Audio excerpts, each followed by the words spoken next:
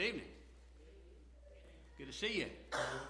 Good to see you back from the hack.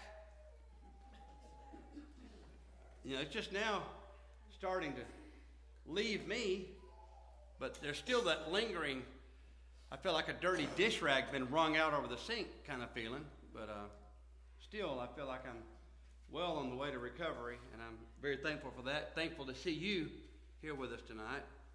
And one of the things I was admonished about when I took on a job with the county working with inmates was this concern that working with criminals every day may tend to change you. And I don't think that it has changed me, but it may have brought forth a side of me that's enhanced a little more. I've generally thought of myself as more reserved and timid about expressing my views and feelings and being forthright with something I think is out of line or not appropriate. But I guess one of the things you learn from dealing with criminals every day is that sometimes you just have to be blunt and straightforward. So if I come across as blunt and straightforward, it's just one of the hazards of the job I guess I have. So it's not really me. I'm very much an easygoing, nice, passive, non-judgmental, and very unopinionated individual. And I never exaggerate or lie. I want you to try to understand with me tonight as we try to get back on track with our... By the way, good to see Brother Tilden with us. He was in an auto accident yesterday and still having some back injury issues. And maybe someone here that can help advise him on who he might want to see for his injuries. And maybe you could talk to him before we leave tonight. We're very thankful he's able to be with us. You never know when you're out on the road what may happen. We'll try to bring everybody back up to speed. I want you to try to picture with me what I'm picturing. The night that Jesus was betrayed, he took a basin of water and a cloth, girded himself, knelt down and washed the feet of unworthy men.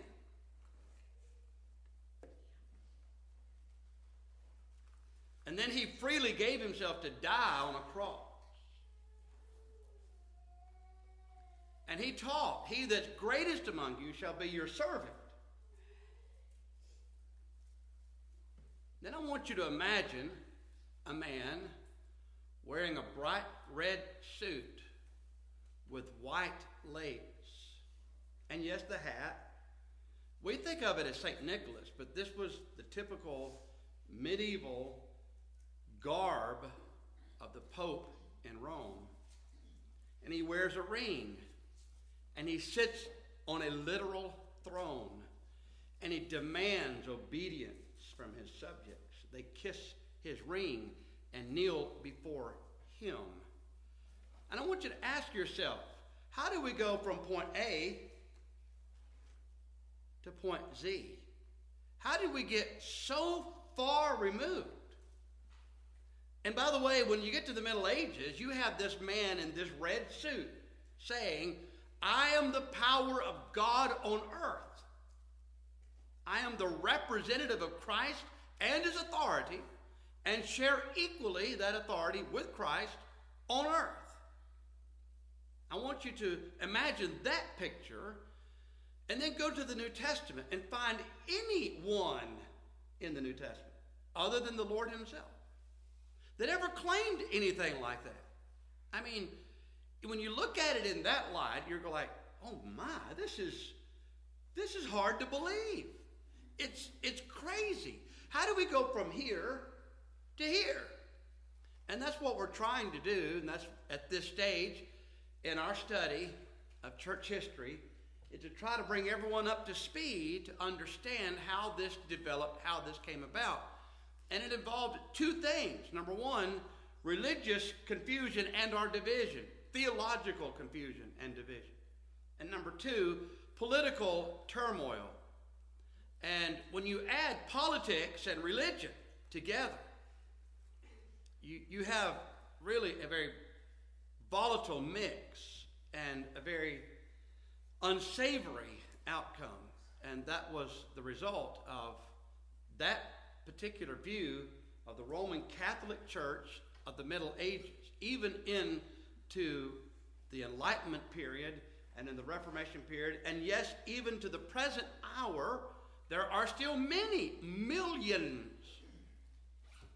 of individuals around the world that believe that the Pope in Rome is God's representative on earth, and that he speaks the will of God, and he is, above all the bishops of all the churches, he is the Papa, the Pope of all the churches. And so when you read the New Testament, you see nothing resembling that. You see a very simple organizational structure. And we've talked about that.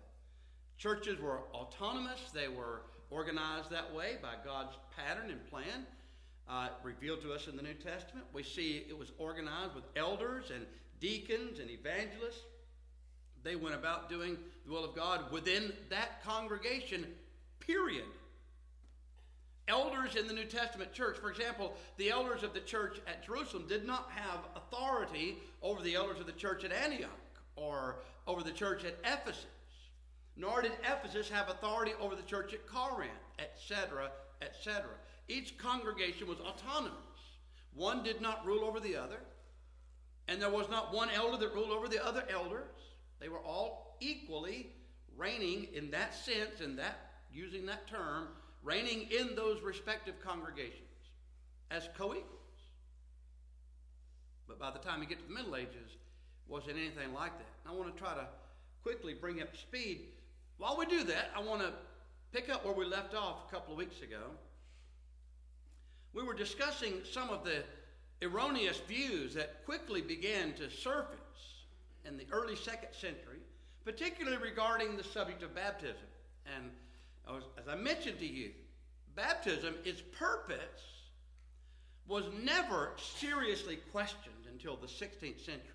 I mean, you've always had detractors and here and there, but as a whole, the body of believers worldwide endorsed the idea, as is stated in the New Testament, that baptism is for the remission of sins. Now, the purpose was one thing, but the mode was something else, and the candidate became something else, and we talked about that. You remember how early on people would wait until they were almost dead, literally their deathbed, before they were baptized, because they had the view of baptism that once you're baptized and all your past sins were forgiven, well, then there was no more remedy for any sins you might commit from that day forward until you died. So you'd wait until almost at the point of death, and then you would get baptized because you want all your sins forgiven, then you'd die clean and free from sin.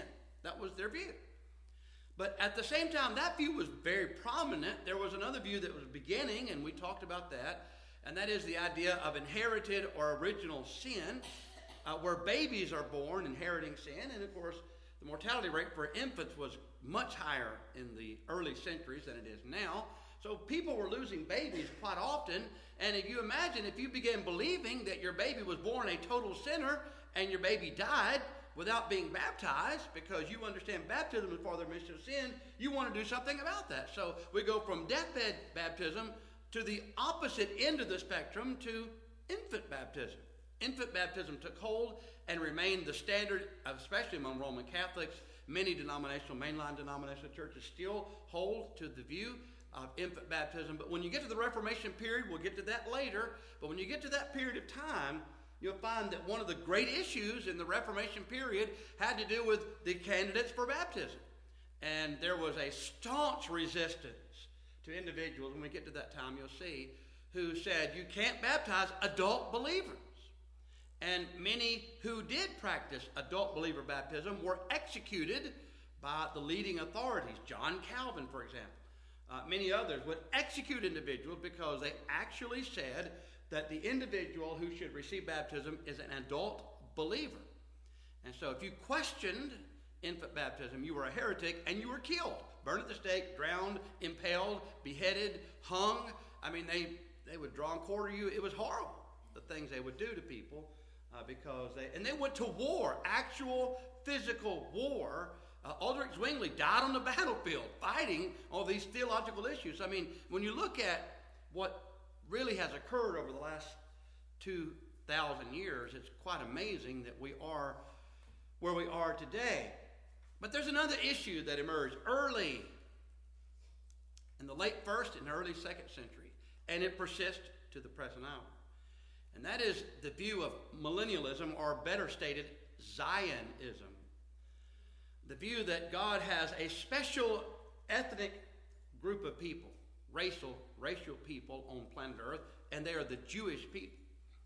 And of course, you imagine in the early days of Christianity, there was a tendency, especially for Jews, to hold on to Judaism, the practice of their Jewish faith, but also to embrace Christianity. And you can imagine how confusing that would be for many Gentile converts who probably wouldn't know a whole lot better and were trying to understand, trying to make some sense of this two world religions and combine them. People are still confused about it, still trying to understand Judaism and Christianity. How many of you think and have heard someone say that Jews worship the same God we do? They're brothers with us, they just worship in a different way. I mean, well, maybe they worship the same God. I'm not sure they understand God the same way we do, but perhaps they are, and we know they're monotheists. We're not questioning that, but are Jews our brothers if they're practicing Judaism and have not embraced Christianity? Of course not. And we'll see that, of course, as we study tonight. But nevertheless, in the early days of Christianity, there were those who began to try to reconcile these ideas they didn't understand fully with what they were reading and hearing here and there and trying to piece it together. And early in Christianity, there were those who said that what's eventually going to happen, Jesus is going to come back to this planet Earth, and he's going to sit on David's throne in the city of Jerusalem, and the Jewish people are going to be there with him, sitting on their own thrones, and the Gentile nations are going to serve the Jews for a millennium. That is 1,000 years, 1,000-year reign of Christ. And that was a view that was not widely accepted in the early days of Christianity, but it was a problem. It was a thorn in the side of many early Christian writers and preachers who had to deal with this. You know, we look at history and we understand some names come to light, like Cerinthus, who was late 1st, early 2nd century, who advocated a form of Zionism and argued that God was going to come and set up a millennial kingdom here on the earth. It was Polycarp, a disciple of John, who exposed Cerinthus. But he wasn't the only one. There was also a man by the name of Dionysius who wrote a commentary on the book of Revelation. And in that commentary, he referenced Cerinthus. And in one of his passages in his commentary, he said this. I want to just share this with you. He said, Cerinthus, too, who founded the Cerinthian heresy, named after him, wished to attach a name worthy of credit to his own invention. For the doctrine of his teaching was this, that the kingdom of Christ would be on earth, and being fond of his body and very carnal, he dreamt of a future according to his own desires, given up to the indulgence of the flesh, that is, eating and drinking and marrying, and to those things which seem a euphemism for these things, feasts and sacrifices and the slaughter of victims. Now, don't know that you would agree with Dionysius and everything he had to say, but he's exposing Cerinthus. And there's this tradition that Polycarp himself was in a bathhouse one day. Or not Polycarp, but Polycarp shares the tradition that John the Apostle was in a bathhouse one day, and Cerinthus came into this public bathhouse where John the Apostle was, and according to Polycarp, John the Apostle saw him come in, and he yelled out loud, "Let us flee, lest the bathhouse fall in, for Cerinthus, the enemy of the truth, is within." So that they did not have a favorable view of Cerinthus. I wonder what these writers and thinkers would imagine dealing with the kind of rank millennialism we're dealing with today. I'll say this.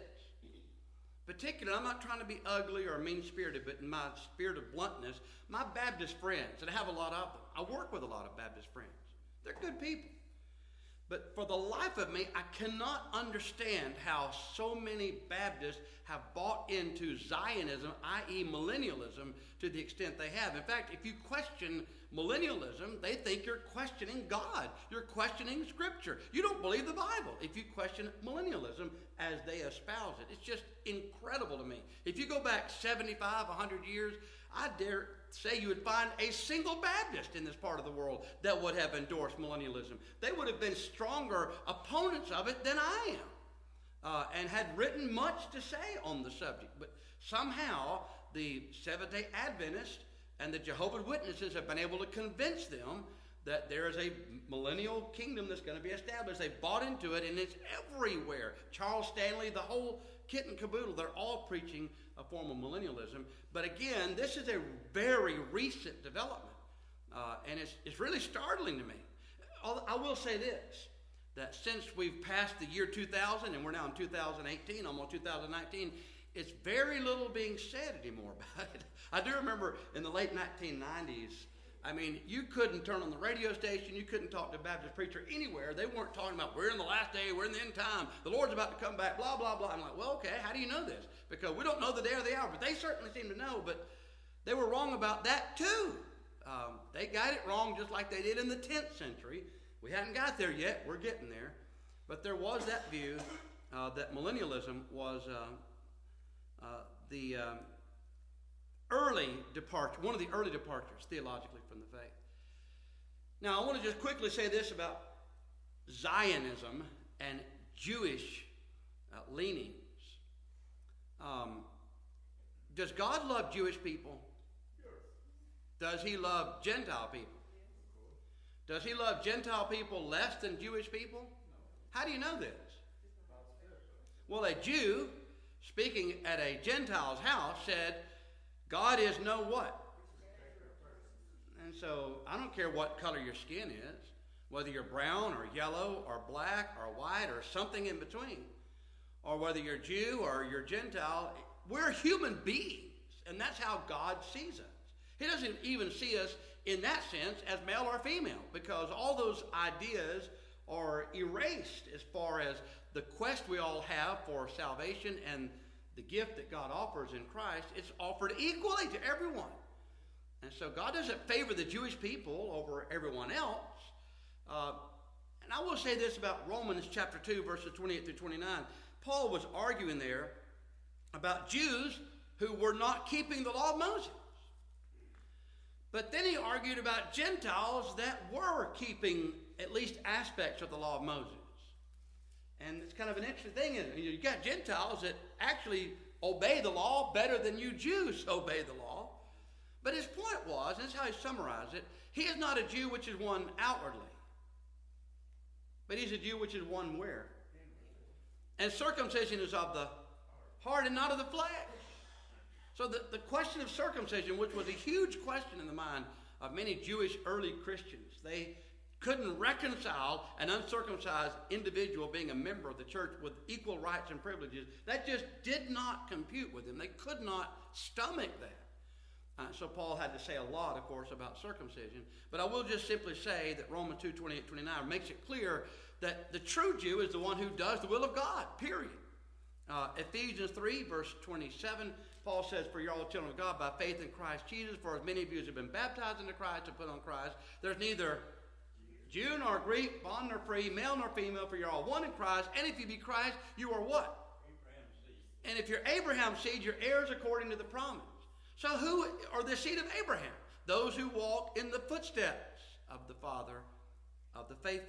If you go to Galatians chapter 4, there's an interesting discussion there where Paul talks about the two children of Abraham, one by a bondwoman and one by a free woman. And he's speaking to Gentile Christians, and he said, we're children of the free woman in his allegory. He's saying, we're children of the free woman, not of the bondwoman. And I encourage you to go home and read that, but it's an interesting, fascinating allegory. But again, if you take chapter 3, where we're Abraham's seed, then he says we're Isaac's descendants. We're children of Isaac.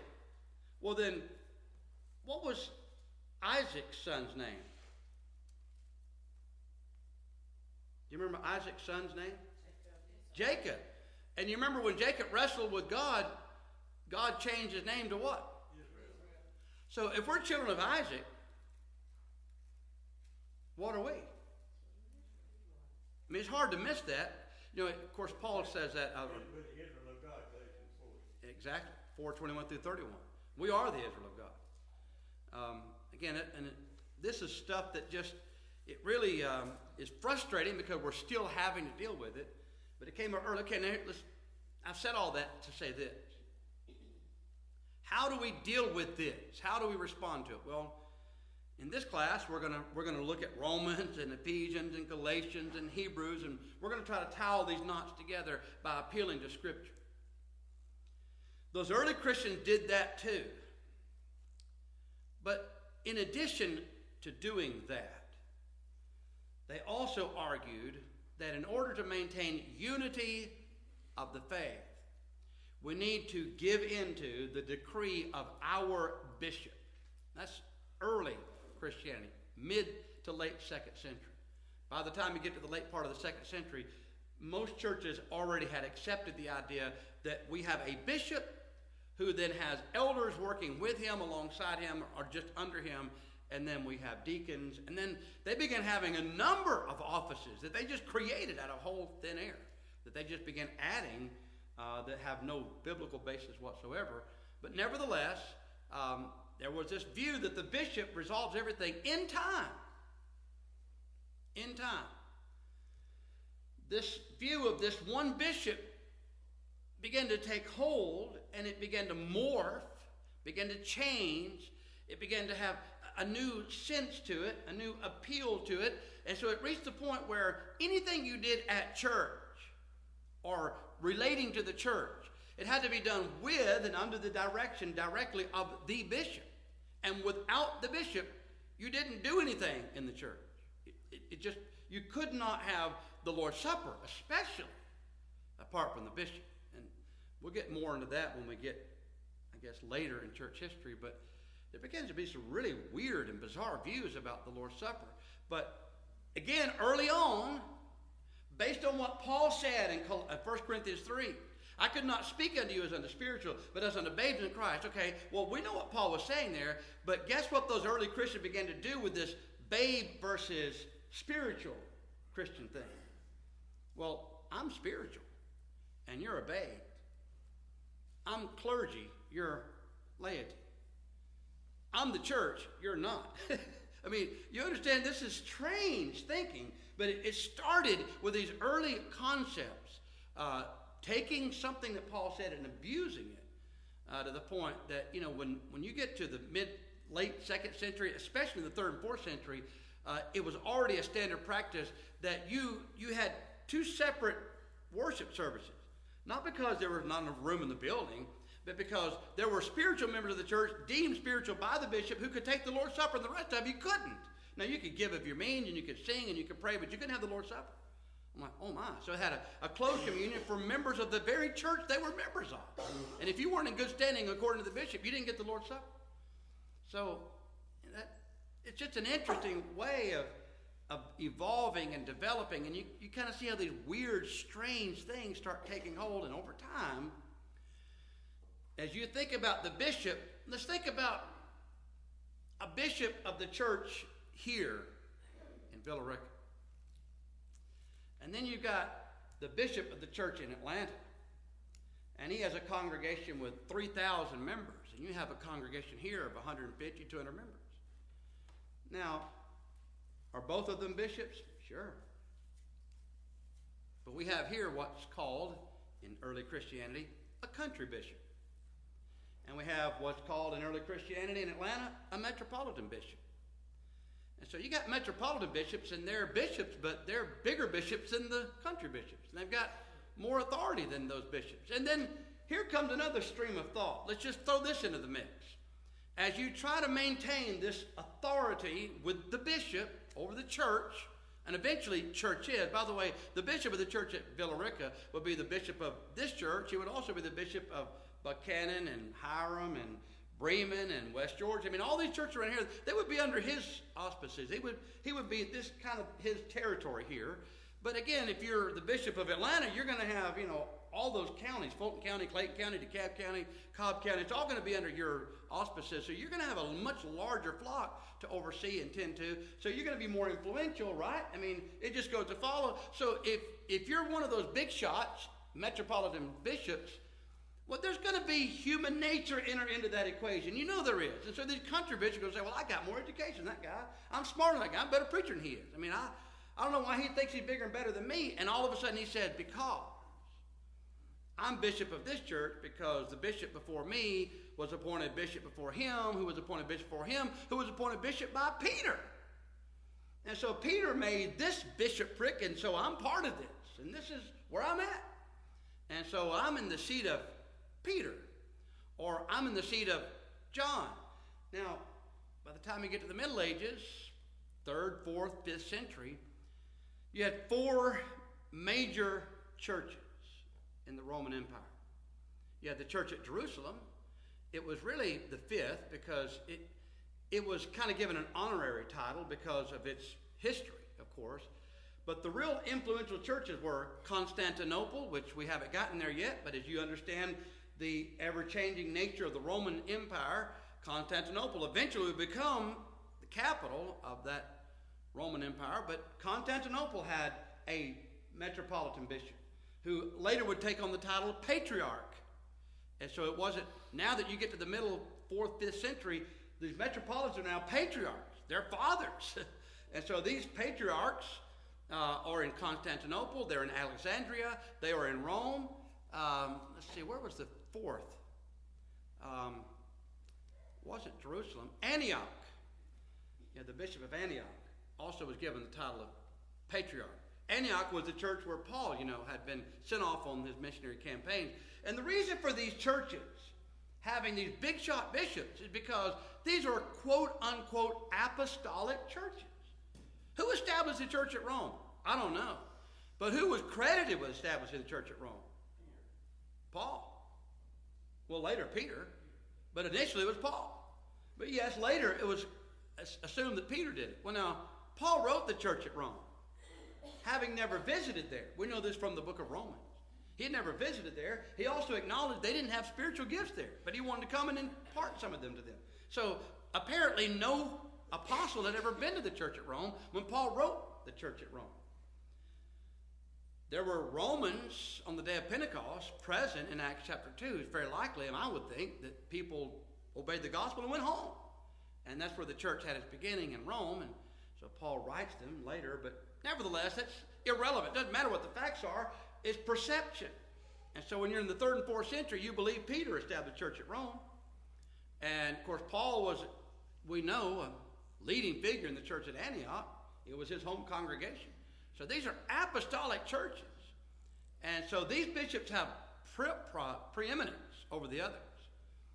And so when you start discussing among the bishops, and they did, they began having councils, ecumenical councils, where they would try to resolve millennialism or baptism, or really the big issue of the day was, believe it or not, the nature of Christ.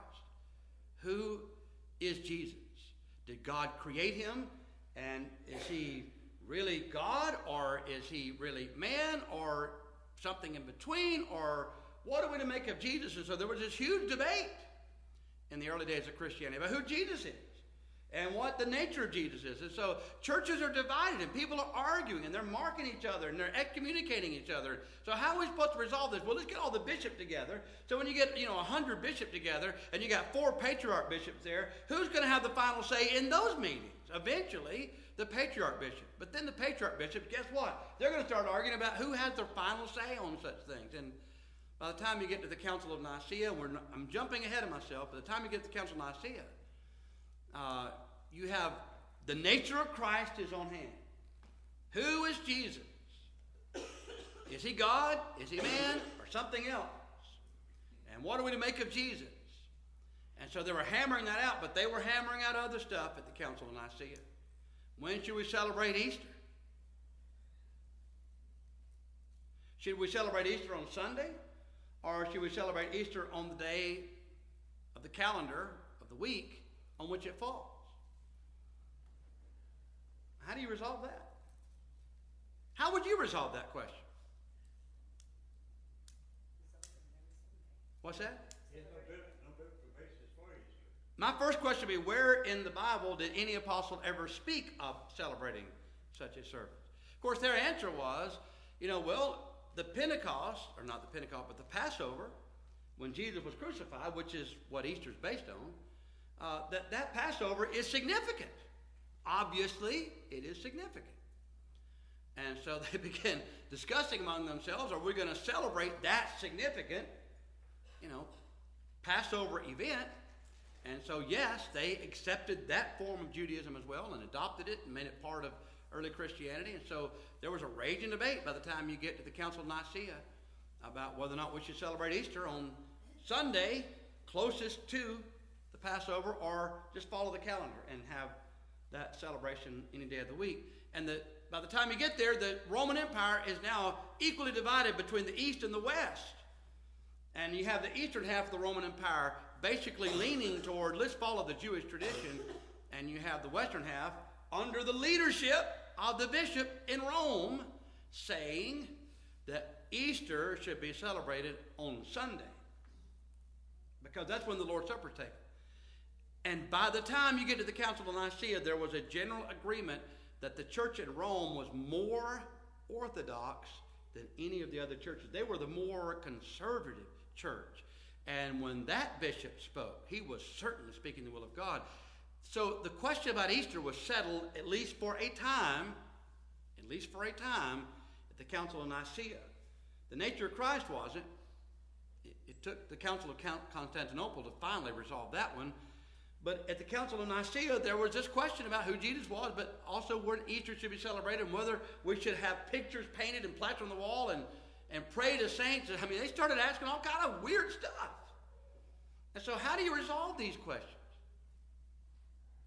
And so the bishop in Rome, after the Council of Nicaea, began to be looked to far more favorably, because he kind of won the day on the question of Easter, of all things. And so the egg was planted there, and the colored egg was planted there, and eventually from that colored egg would hatch this idea that the seat of Peter, that is the bishop in Rome, should have preeminence over all the other bishops.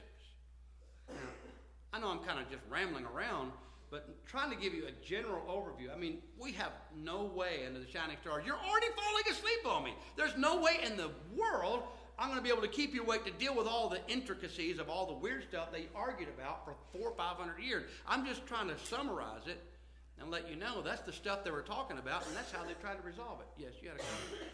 It might be helpful to realize some commentaries as you read the introductions to the epistles for Paul to Timothy might say, by way of introduction, written by Paul the Apostle to Timothy, the first bishop Yes. of Ephesus.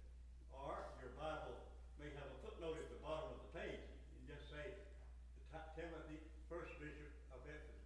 Or Titus. First bishop of Crete. Yeah. And we need to be aware of the fact that that's not a part of Scripture. That's supplied by man. That had been supplied because of the influence of Roman Catholicism, which influences people very much today. And again, very good point. I'm glad you brought that out, because people are confused by that when they read it. They assume that's the Bible, but those introductory and footnotes, that's not part of the original Scripture, and it should not be seen that way. Yes, ma'am? Were the bishops married, or could they marry? Originally they could. In time, it began to be frowned upon and eventually condemned. And so you could not marry and be a priest or a bishop or a cardinal or any other office in the church, really. For a while, you had to be celibate. Didn't work out too well. Doesn't work out well now.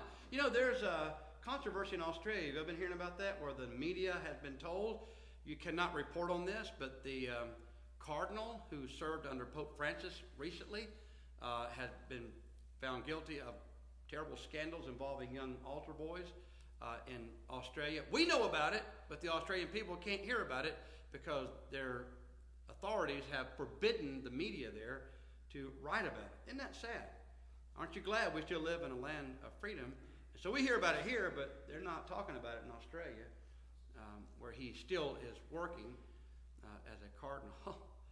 Oh my, it's pretty bad. But if he just got married, maybe he wouldn't be attracted to little boys. I don't know, I'm just saying.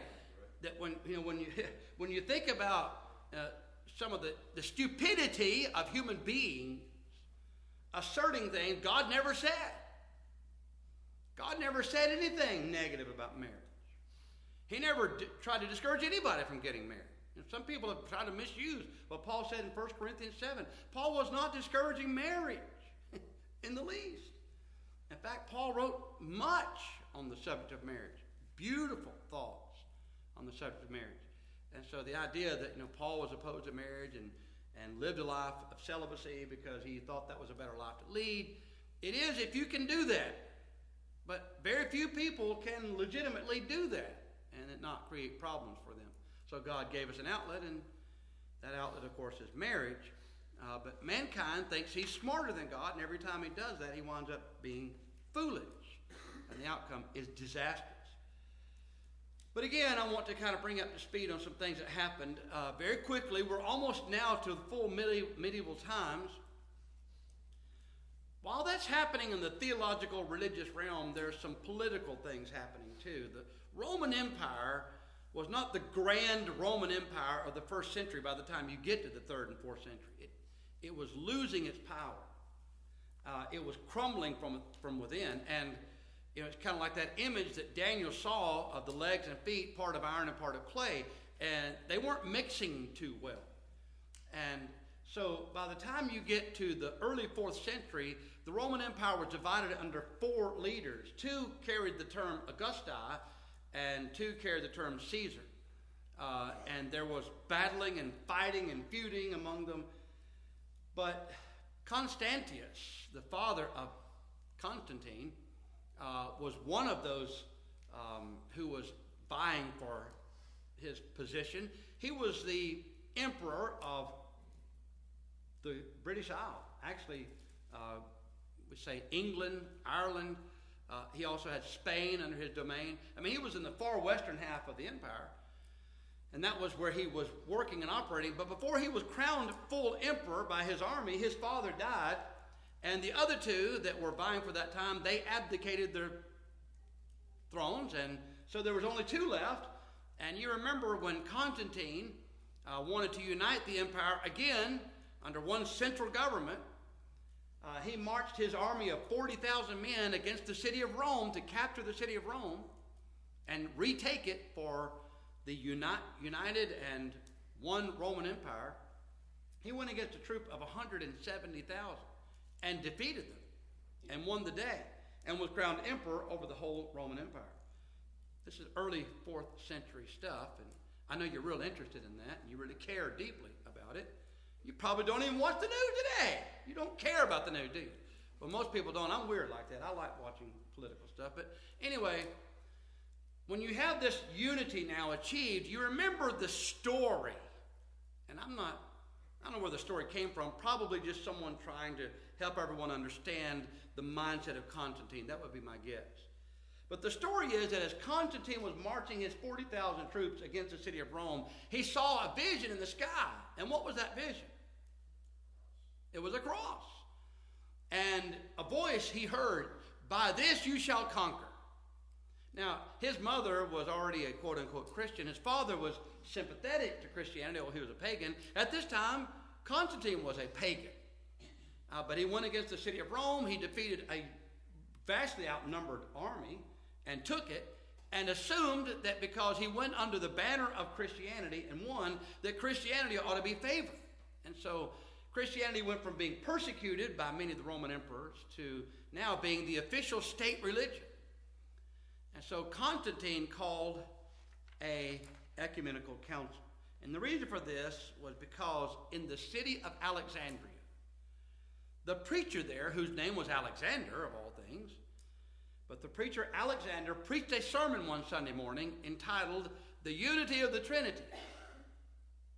One of the elders in that church heard him preach this sermon and was outraged and said, "Our preacher is presenting 3 gods." And so Arius, one of the elders, took him to task.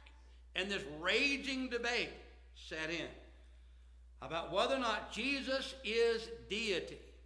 And Arius took the view that God created Jesus. That's what the Jehovah's Witnesses say. But he went a little further than the witnesses. The witnesses say he's Michael the archangel. He didn't say that. He said he's divine. He has God's nature, but he was made by God, so he's not fully God.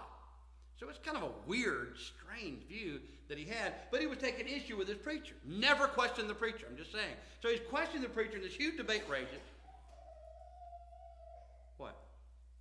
You're laughing at me.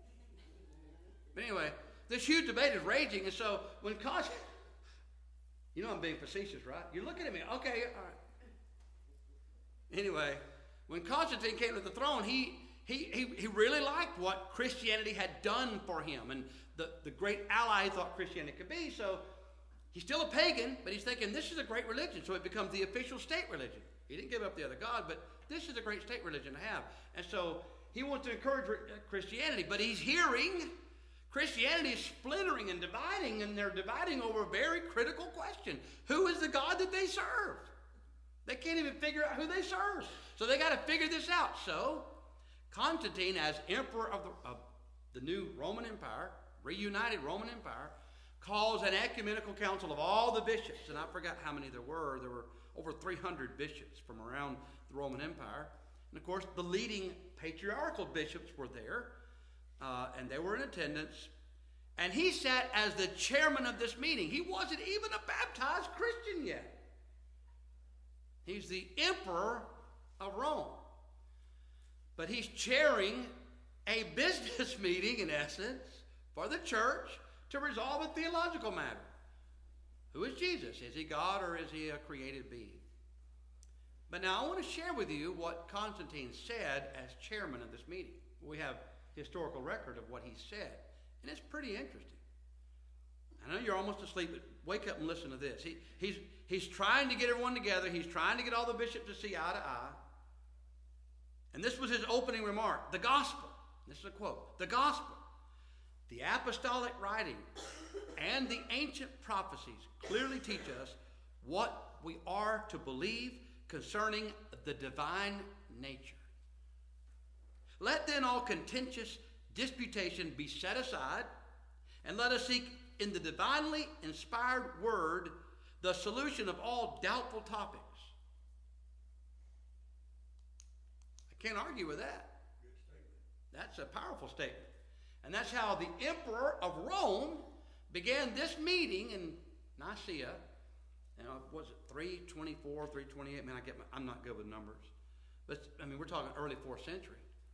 And so he got all these bishops together. And that sounds good. But again, he was not himself officially yet. He was considered a Christian, as a lot of people were, because he wasn't half dead yet. You had to be almost dead before they'd baptize you to be fully a Christian. Or at least you could be a Christian without being forgiven of your sins, I guess. It's kind of strange when you think about their views. But nevertheless, he's chairing this meeting.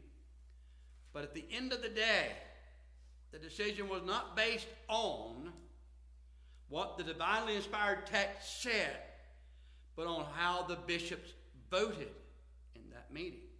And for the first time, they wrote up a creed, a statement of faith, to which all of the bishops in attendance had to sign. Most of them didn't agree with everything they were signing, but they signed it anyway, because when the emperor says sign it, guess what you're going to do? You're going to sign it. And so they signed it. Now, it didn't resolve the issue. They continued to debate for at least 50 or 60 more years. It became a raging, heated debate, rather. And there was another meeting in Constantinople. And in that meeting, there was finally the apostolic decree, as it's called, or what's that? The Apostles' Creed, is that what it's called? Was formulated. We often say this all happened at the Council of Nicaea. It really didn't get resolved there. Easter did, but not that. Well, Easter really wasn't resolved there either. In the 10th century, the church divided between the East and the West over the question of images and Easter and weird stuff. But here in early 4th century, you got division over the nature of Christ, and it wasn't really resolved for at least 50 or 60 more years. The Council of Constantinople. But again, I want you to think about what I've just described for you and what we have just encountered historically. The emperor of the Roman Empire is bringing together the church in a unity meeting to resolve their theological differences and demanding they resolve those differences. And they did resolve eventually those differences to the point that if you don't sign that decree or that creed that we've all voted on and agreed on, now where's that creed in the Bible? Anyway. It was recited at President Yes, it was, wasn't it? Bush's funeral the other day. It was recited. It's recited in many congregations around the world to this present day. Many of you probably never heard of it, don't know anything about it. The Methodist Church recited it. It's very prominent and very influential. But again, this was the creed that they all had to sign off on. And if you didn't sign off on it, then you were a heretic, and they killed you. You're banished, or they killed you, or whatever. I know you're saying that's weird. Yeah, it's a very different time than we're living in now. But that set in eventually what would become by the early 7th century the exaltation of the bishop in the church at Rome receiving the title Papa or Pope.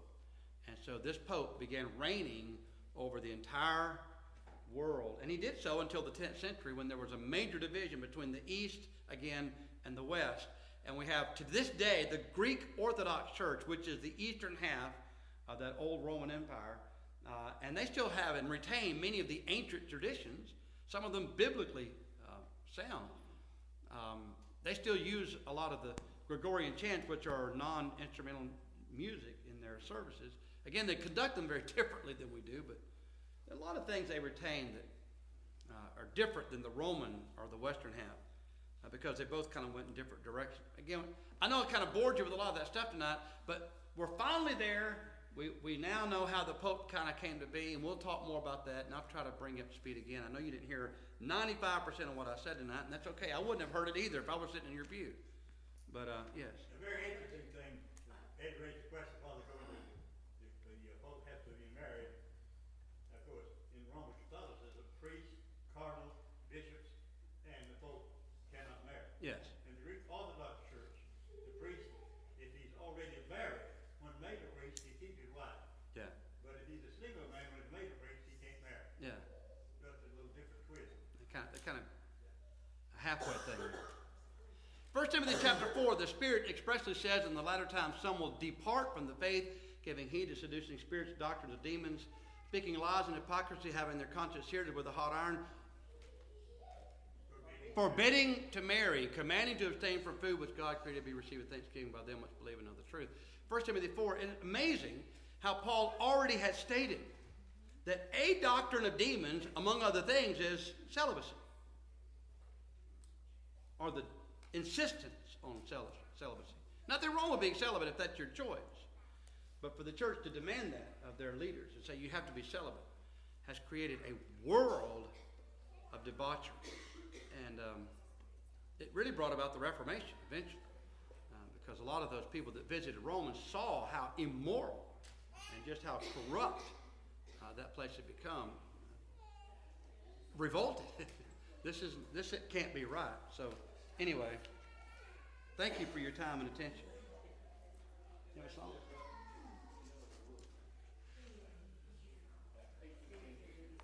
8:15. Thank you.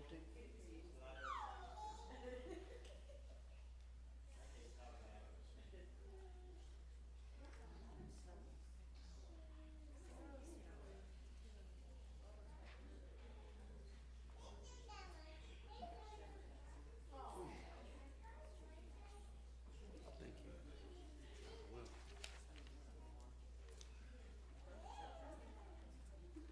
Number 815 in your songbooks, please. Glad you're able to get out tonight. Good to see you. We have had a lot of sickness and still have it persisting. Just got word that Brother Gaddis is in room 206 in the hospital next door here in Villa Rica. And so I want to remember him in a very special way in our prayers tonight. Also, it's good to have Brother Tilden Hunter with us, who was in an auto accident yesterday, but is obviously able to get out, and we're very thankful for that.